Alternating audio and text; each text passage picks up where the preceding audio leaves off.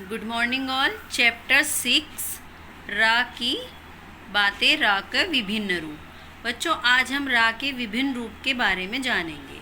जैसे शब्दों में रा की स्थिति कहाँ कहाँ पर और कैसे कैसे होती है। जैसे ये देखिए, रस, रति, रात, ये शब्द के आरंभ में रै का प्रयोग हुआ है। और जैसे ये भरना, डरना, तो यहाँ पर कहाँ हुआ? शब्द के बीच में रा का प्रयोग हुआ है। मोर, नहर, यहाँ इन शब्दों में रा का प्रयोग शब्दों के अंत में किया गया है। आगे देखते हैं। हिंदी वर्णमाला में र एक अल्प प्राण घोष, अंतस्थ तथा मूर्धन्य ध्वनि है।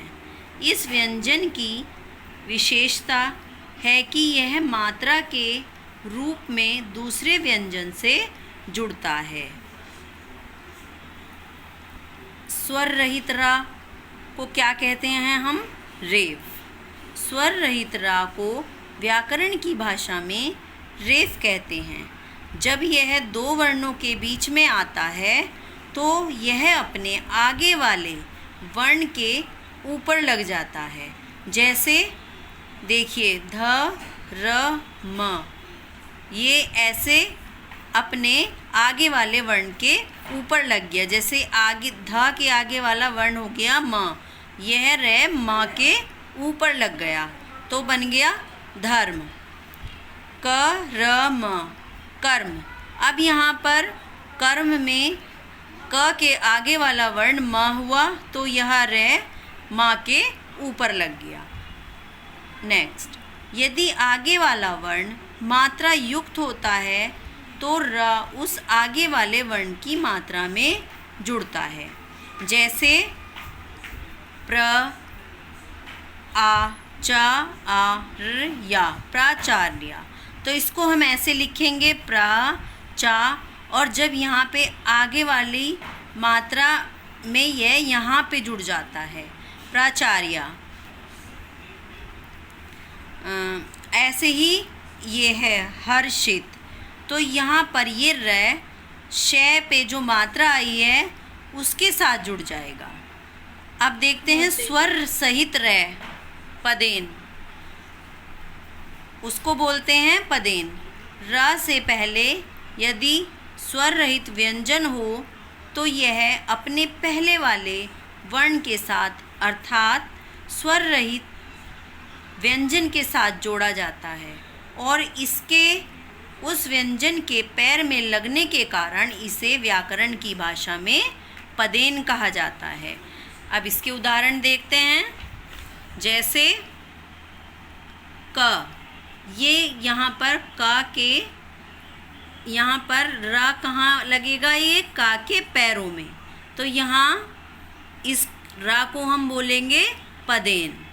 और देखिए, ये गा के साथ जो रा है ये गा के पैरों में लगा हुआ है, तो इसीलिए ये इस रै को पदेन बोला जाता है। आगे देखते हैं। ये आप एक सीधी लाइन देख रहे हैं, इसको बोलते हैं हम पाई। पाई वाले स्वर रहित व्यंजनों के साथ इसका प्रयोग हम ऐसे, ये जो तिरछी रेखा आप देख रहे हैं, तिरछी रेखा के रूप में होता है।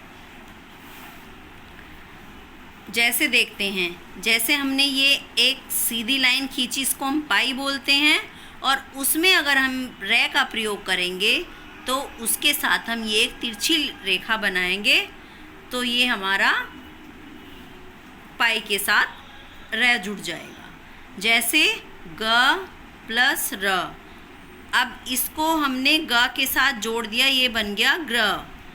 प प्लस र, पा के साथ हम जोड़ेंगे, पा में ऐसे सीधी रेखा के साथ जोड़ दिया प्र। आगे, जो व्यंजन नीचे से गोल होते हैं उनके साथ र उल्टे यानी के वी के आकार में लगाया जाता है।